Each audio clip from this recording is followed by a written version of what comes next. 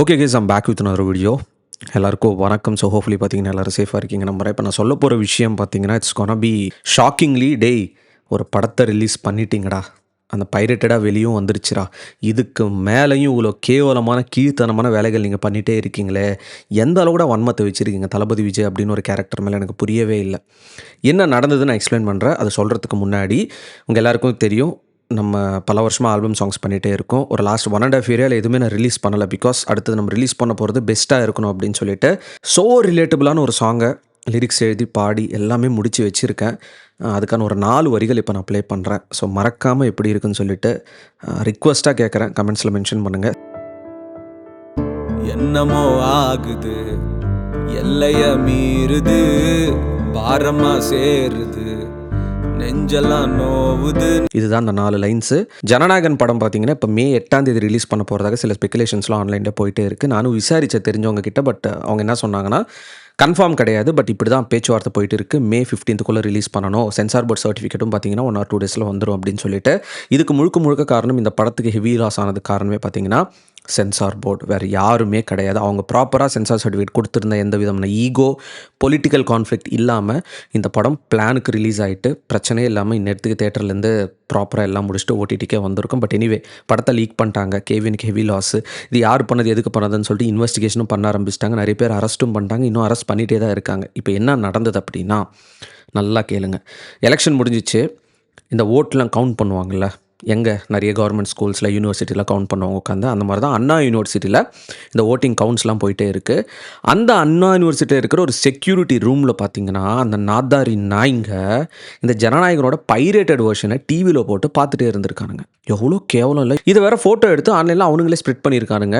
இமீடியட்டாக பார்த்தீங்கன்னா police action எடுத்துகிட்டு அவங்கள அரெஸ்ட்டும் பண்ணியிருக்காங்க. அண்ட் எப்படி நீங்கள் இதை ப்ளே பண்ணுறீங்க, யார் இந்த பைரேட்டட் வெர்ஷன் உங்களுக்கு கொடுத்ததுக்கான இன்வெஸ்டிகேஷன் பார்த்தீங்கன்னா போயிட்டு இருக்குது. எவ்வளோ அசால்ட் ஆகிடுச்சில்ல. ஒரு 400 கோடி 500 கோடி வச்ச படத்தை அதுவும் லீக் ஆகிடுச்சு, இத்தனை பேர் அரெஸ்ட் பண்ணுறாங்க அசால்ட்டாக. அது ஓட்டிங் கவுண்ட் பண்ணுற ஒரு இடத்துல அங்கே இருக்கிற ஒரு செக்யூரிட்டி ரூமில் இவங்க செக்யூரிட்டியில் உட்காந்து பார்த்துட்டு இருக்கானுங்க. அப்போ எவ்வளோ ஒரு திமிரு இருக்கணும். என்ன பார்த்தா என்ன ஆகிடுப்போகுது அப்படின்னு ஒரு மைண்ட் செட்டில் இருக்கானுங்களா, இல்லை தெரியாமல் பண்ணியிருக்கானுங்களே தெரியல. இந்த நியூஸ் மேபி நீங்கள் கேள்விப்பட்டிருப்பீங்க. கேள்விப்படாதவங்களுக்கு செம்ம ஷாக்கிங்காக இருக்கும், பட் இதுதான் உண்மை.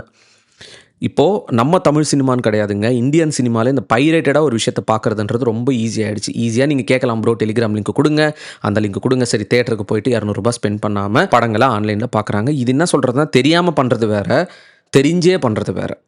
எல்லாருமே அவங்க லைஃப்பில் ஒரு கட்டத்தில் இந்த டெலிகிராமில் பார்க்குறது, தமிழ் ராக்கர்ஸில் பார்க்குறதெல்லாம் பண்ணியிருப்பாங்க, இல்லைன்னு சொல்லவே முடியாது. பட் ஒரு உழைப்புன்னு ஒன்று இருக்குல்ல, அதுக்கு மரியாதை கொடுக்கணும்ல. இந்த இடத்துல எப்படி சமுதாயம் ஆயிடுச்சுன்னா, ஒருத்தரோட வழியில் குளிர்காஷ்னு இருக்கானுங்க, ஒருத்தரோட வழியில் சந்தோஷமாக இருக்கானுங்க. இது எவ்வளோ பெரிய கேவலம் தெரியுமா?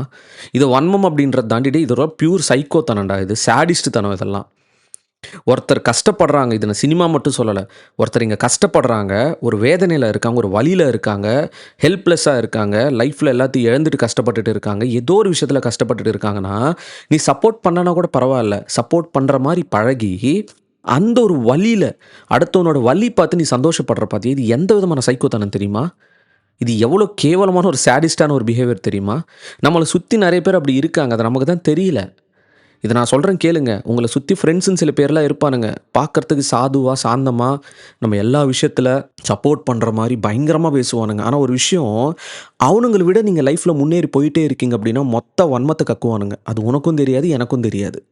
நம்மளை பற்றி பின்னாடி பேசிகிட்டே இருப்பானுங்க. ஏதாவது ஒரு விஷயத்தை வந்து பிரெயின் வாஷ் பண்ணிவிட்டு, நீ நாளைக்கு ஒரு பிஸ்னஸ் ஸ்டார்ட் பண்ணணும்னு நினச்சி அப்படின்னா காலவாரி விட்டுருவானுங்க. நீ நாளைக்கு படத்தில் நடிக்க போகிறேன்னு சொன்னால் காலவாரி விட்டுருவானுங்க. ஏதோ ஒரு சில பிரெயின் வாஷ் பண்ணிகிட்டே இருப்பாங்க. நம்ம என்ன நினச்சிப்போம், முட்டாளுங்க, நம்ம ஃப்ரெண்டு நம்ம நல்லதுக்கு தானே சொல்கிறான் அப்படின்னு சொல்லிட்டு கேவலமாக பார்த்தீங்கன்னா ஒரு ஜோக்கர் மாதிரி அந்த இடத்துல நின்றுட்டு இருப்போம். ஆனால் நம்மளோட வழியை பார்த்து, மச்சான் எல்லாம் ட்ரை பண்ணண்டா, காசு போயிடுச்சுரா, மாப்பிள்ள எல்லாம் ட்ரை பண்ணண்டா, எல்லாமே இழந்து நிற்கிறேன்டா அப்படின்னா, அப்படியா மச்சான் பாவமாக தாண்டா இருக்கும் நான் பார்க்குறது அப்படின்னு சொல்லிட்டு வீட்டுக்கு போயிட்டு உட்காந்து சந்தோஷப்படுவான், என்ஜாய் பண்ணுவான், பார்ட்டி கொண்டாடுவான். எப்பாடியா இவன் அழிஞ்சு போயிட்டான்டா அப்படின்னு சொல்லிட்டு. அதனால் நம்மளை சுற்றி இருக்கிறவங்க எல்லாமே வன்மம் அப்படின்ற ஒரு கேரக்டர் தாண்டி இப்போ வேறு மாதிரி போயிட்டு இருக்கானுங்க. ஸோ உங்களை சுற்றி ஃப்ரெண்ட்ஸ்லாம் இருக்காங்க, க்ளோஸ் ஃப்ரெண்ட்ஸ்லாம் நிறைய பேர் இருக்காங்க அப்படின்னா தயவு செய்து இந்த மாதிரி ஆளுங்களெல்லாம் உங்கள் டீமில் வச்சுருந்தீங்கன்னா தயவு செய்து துரத்தி விட்டுருங்க.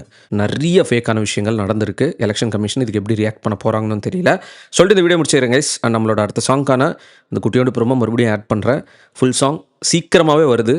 தி மோஸ்ட் எக்ஸ்பெக்டடாக இருக்க போகுது அது. அண்ட் என்னோட பெஸ்ட்டை பண்ணியிருக்கேன். Peace out and stay safe guys. என்னமோ ஆகுது, எல்லைய மீறுது, பாரமா சேருது, நெஞ்செல்லாம் நோவுது.